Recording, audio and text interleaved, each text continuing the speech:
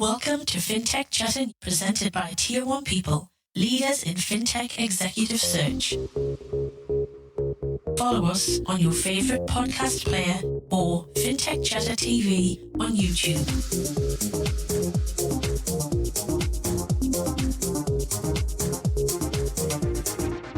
Hi and welcome to part one of a three-part podcast series recorded live from the British Consulate in Sydney.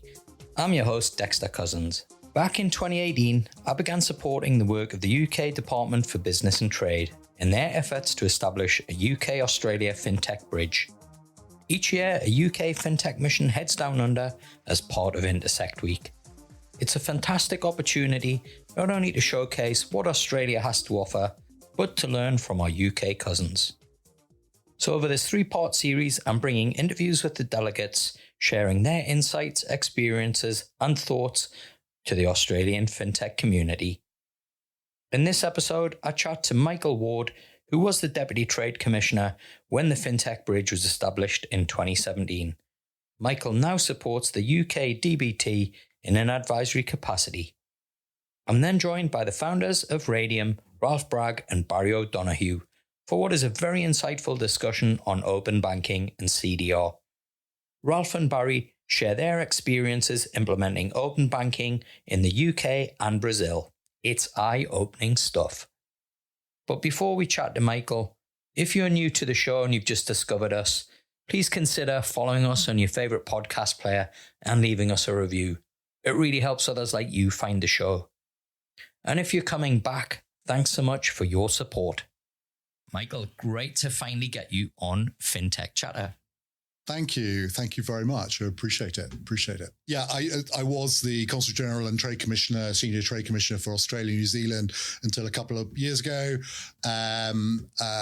More recently, I've decided to stay on in Australia, which is great. Really enjoying it. Very kindly, the team asked me to come back and fill some gaps, and that's why I'm doing what I'm doing now, sort of leading their work on strategic investment and supporting the financial professional services team here in DBT, which obviously includes fintech, which is probably the biggest chunk of what we do on financial professional services. So one of the reasons why I really wanted to get you on the show initially, and I think the time you were kind of at the beginning of the journey, Fintech Bridge, UK Oz Fintech Bridge, back in 2017. So you've been here from the beginning. How would you summarize that journey? Yeah, look, very, very proud to have been one of the many parents of the Fintech Bridge, which of course brings together not only government but also big bodies, regulators, etc., and it's been a great platform. It's been a really flexible, intelligent platform that allows those that want to get things done, organize missions like the one we're on at the moment, bring people into market, get them through the practical details, and have them doing business. Now, I wouldn't want to say there's a 100% success rate, but it's been a remarkably powerful tool to get people into the market, both directions. I think we've slightly lost track of the numbers, I think, which is a good thing because there's probably more going across the bridge than we're really aware of, but it's certainly over 100 now. And that's really very satisfying. So I'd say it's been a really good, successful platform. It's only part of the toolkit, but it's been great to as a means to get people together and bring together all the stakeholders. But of course, we now have the free trade agreement, which is of course playing a little bit in the same space, and we can talk a little bit about that if you like as well. Yeah, that would be great. Yeah, I mean that's a really good opportunity to talk about the free trade agreement. If there's one, not criticism, but I think if you kind of looked at it from an Australian perspective, we've been really good at embracing fintechs coming here. We probably haven't been as good as exporting our kind of technology and our talent to the UK. Does this free trade agreement make things a bit simpler in that respect? Well, it should do.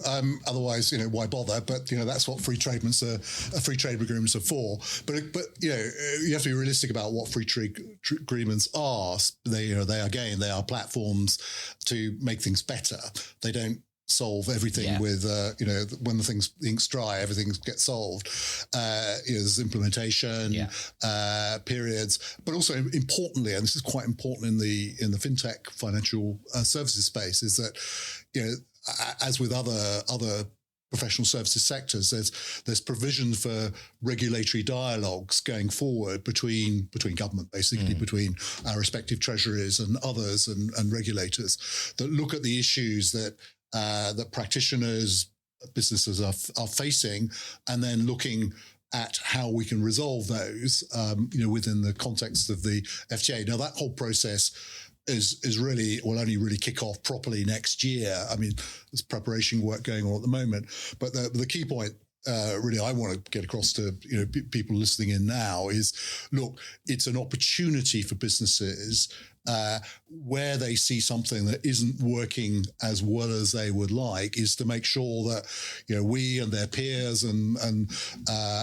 particularly peak bodies, trade associations are aware of those issues and can get asking us to see whether we can find a way to get them addressed. Can't say we can solve everything, but this is a great mechanism that sort of almost forces governments to come together to come and talk about these things, instead of sort of having these things we'd love to talk about that and never getting around to it. You've actually got sort of firm requirements and timetables and all the rest of it. So it's a great means of solving problems, because you ask, well, what are the great learnings? Well, one of the great learnings is and as we discussed this morning, the problems don't all suddenly go away. Yeah. There's the commercial, practical issues of choosing the right person to run your outfit in market, to all the sort of technical issues around directors.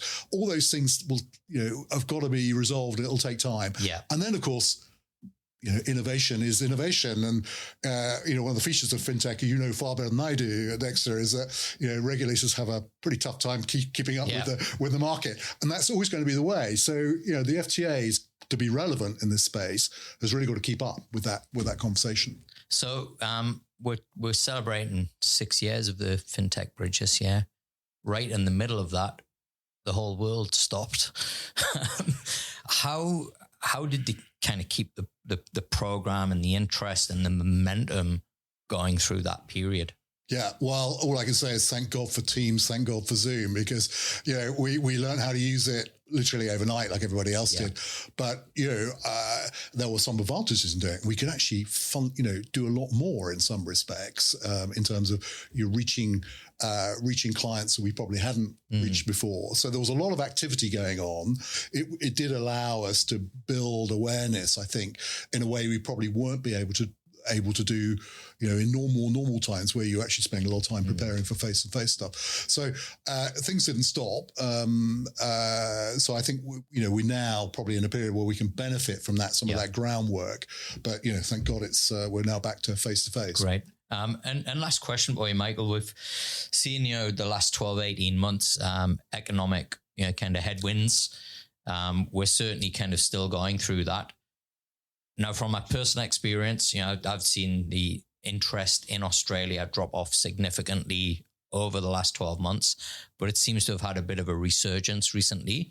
From your side, are you seeing that there's now kind of renewed interest and maybe there's a little bit more kind of intent from businesses to look at global expansion again and start to think outside of their own backyard? Yeah, look, very much so. I think, look, the world changed quite dramatically, and getting back to normal it takes time. But of course, economic issues being what they are, cost of living issues, costs generally being what they are, companies obviously have to look really, really hard at their cost structures. And sadly, to my mind, going global might be seen as a thing they can put off until tomorrow. Not sure they can. I think we see a sense, we have a sense that more companies are saying, well, actually, no, we've got to get out there, spend that money on that airfare, which has been a bit pricey over the last few months, year or so. I think that's going to improve. So I think you're right.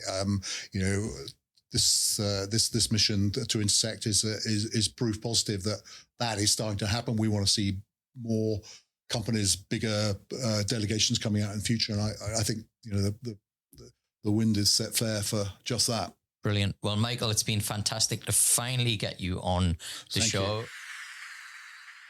Well, I'm joined by Ralph and Barry from Radium. Gents, welcome to Australia. Great to be here. Yeah, it's wonderful to be here. Barry, maybe if you could tell us a little bit about Radium and what you do. Sure. We are a UK-based, London-based company that delivers trusted data sharing ecosystems. So think open banking, open finance, open insurance, open pensions, open investments. We do that pretty much globally for sector regulators or central banks, but also for consortiums like Connect ID here in Australia. Yeah, and Ralph, what brings you to Australia? After living in the UK for 17 years, finally decided to come home and see what we can do to grow the Asia Pacific business. How good is it to be back? Yeah, it's amazing. And it's really great to introduce my lovely country to Barry and to all of the other UK delegates. I think everyone's blown away by the weather, the friendliness, the opportunities, as well as obviously the Opera House is always wonderful to look at. Yeah, it's not a bad view, is it? Not at all. It's awesome. Yep. And Barry, how have you found Australia so far? It's just been amazing from the beginning. I've just been blown away by Sydney, totally smitten with it. I'm an Irish guy from Dublin, live just south of Edinburgh, running a business based out of the UK with a global presence, and it's my first time down under. So I'm really looking forward to it. Just been taking it all in. So CDR, open banking, it's probably my biggest pet peeve about fintech here in Australia. It promised so much. It doesn't feel like it's delivered anywhere near what it could so far. What's your take on where Australia's at from an open banking perspective? And yeah, we can edit this. Okay. That's a wonderful question. So both Barry and I were principal architects and significantly involved in the delivery of the UK open banking program. So I was the trust framework ecosystem architect, responsible for the security standards, the consent, authorization, directory, onboarding, registration, basically everything that's needed to make open banking actually function and work. And that is essentially what Radium now does for other ecosystems, around the world. Brazil twice over, and now Connect ID, the Australian launched platform run by Australian Payments Plus, which is based on a lot of the same principles, architecture, technology, standards that the rest of the world uses. Yeah. Open standards, not modified, freely implementable by everybody, globally adopted. And a lot of those points are unfortunately some of the things that weren't embraced by the Australian consumer data right at the very beginning of the implementation. So there was a paper that was published jointly by the Australian Banking Association and Radium almost a year ago that called out where we think collectively the Australian CDR needs to go from a standards point of view, interoperability point of view, and just general implementation, so a migration point of view. But it's always been a big sense of frustration for me as an Australian delivering that program in the UK to not see it as necessarily as successful as it could be or should be in Australia. In comparison, we were able to deliver for the Central Bank of Brazil, Open Banking Brazil, in less than 12 months. What took the UK 5 years, so they did it in 12 months, and they've got 800 financial institutions on it, from billions of API calls flowing around each month, and they're just not stopping with their programs. And what took 6 to 12 months for Brazil took 6 weeks for Open Insurance Brazil, and same for Connect ID. Like, this is no longer a question of how do you deliver these programs. It's really just a question of what do you want to put on these data sharing ecosystems. And the promise, I agree with you, hasn't yet resulted in Australia, but we shall see. There's good moves being made, but ultimately we shall see. So Barry, what do you think is, the thing that Australia needs to do with urgency to get CDR back on track? It's a big question. I think taking a look at the paper that we co-produced with the Australian Banking Authority, looking at what's happening globally, because this is not a local initiative anymore. This is a wider context. These open international standards have been developed, applied globally. They're proven, they're mature, and they're operating at global scale. And it's important to consider not just the domestic agenda, but also the international agenda, to be able to interoperate using these open international standards with other economies from, Latin America, North America, the Middle East. This is a global endeavor, and parity of implementation is critical for interoperability. So I think not being too inward looking and being a bit more eyes up and out to what's happening elsewhere. If you talk within the fintech community, it's kind of felt that maybe the big four banks have dragged their heels a bit in the implementation of CDR, and it's kind of taken longer than it should have done. What do you see from your side as to the appetite to move quickly and actually recognize that this is not just an Australian opportunity, and it's not just a threat from what is a fairly small fintech community here, but this is actually a global threat and a global opportunity as well. Yeah, look, working with all of the Australian banks, particularly at the levels that we operate, we certainly don't see the banks trying to drag their feet or in any way trying to stymie the process.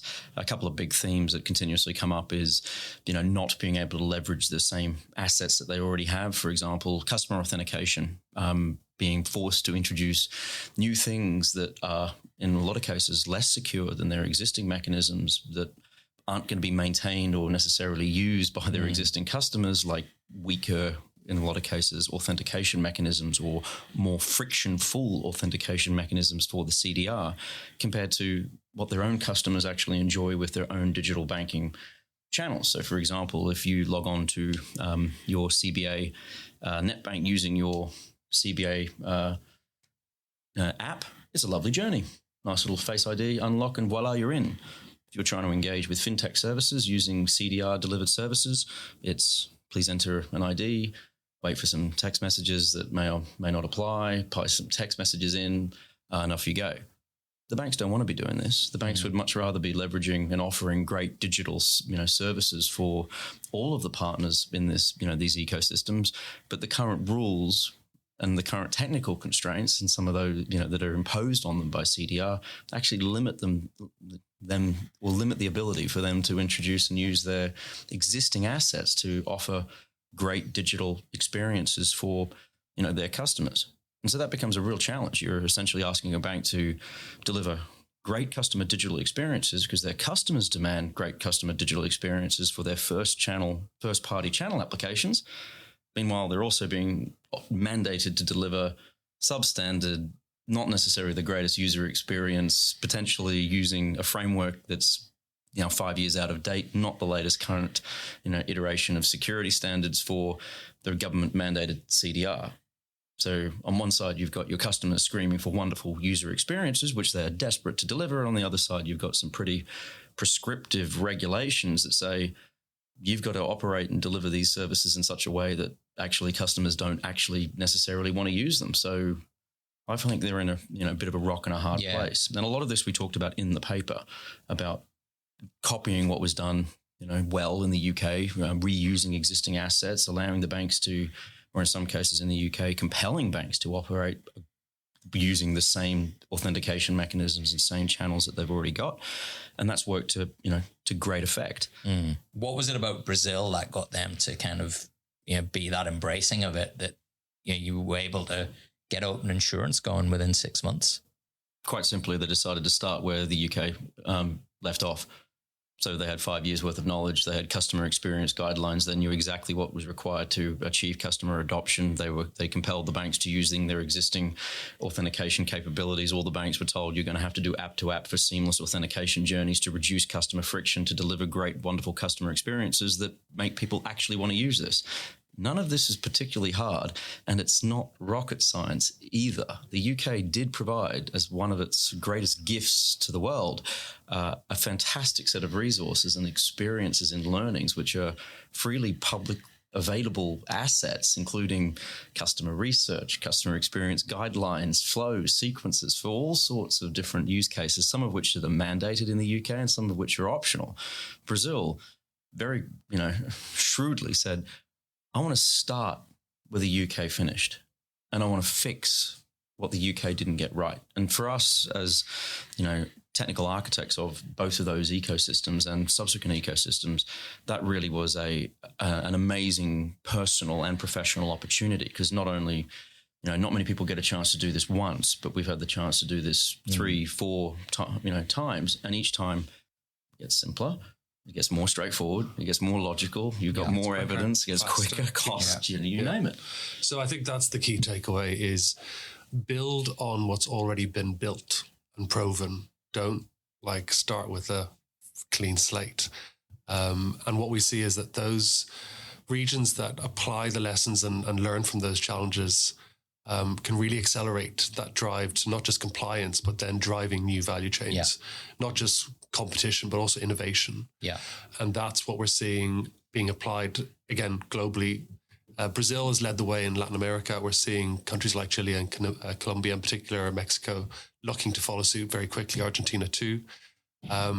In North America, with the Federal Data Exchange, in open banking in Canada, they're on the cusp. So open banking is coming to North America, which is very exciting. And also the Middle East, the UAE, and also Saudi Arabia. So they're very exciting moves, and they're looking to really push the envelope. But they're building on that global reference point, which is the Origin Trust framework in the UK that we were so proud to be part of.